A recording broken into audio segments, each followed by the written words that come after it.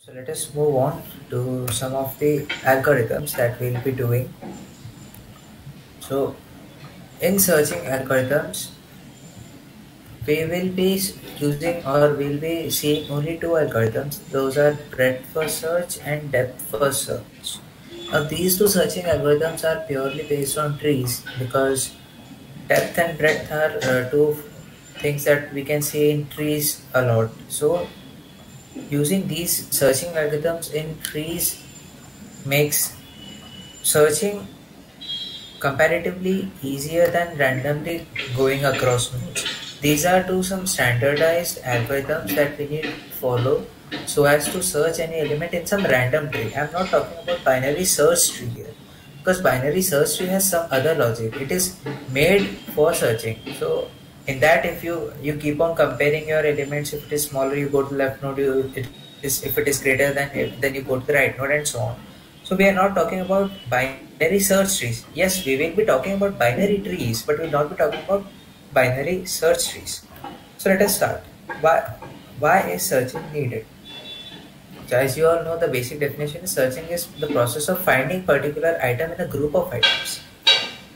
Uh, every day you search for a lot of things. Early in the morning you will be searching for your chargers, and then you will be searching for your TV remotes. Then you might be searching for your team. Where is that team, and where is the meeting link, and so on. So similarly in computers also, searching is a very important aspect. So every time you open any folder, that is also a searching process. So if you are searching or if you want to open a folder, then the system will search for that folder in the data drive or in the disk, and then it will bring it to you. So that is why searching becomes very important when it comes to computers. At some or the other point, you will face a requirement of searching the data from the memory to either process or display it. Suppose you want to, right now, for example, you were creating files and you were running them in your compilers. So in this case also, your system is searching that file and it is then bringing it back to the CPU, and CPU is executing it. So this is how searching is very important when we come to computers. So why to use binary search trees? Searching becomes very efficient in binary search trees since we get a hint at each step.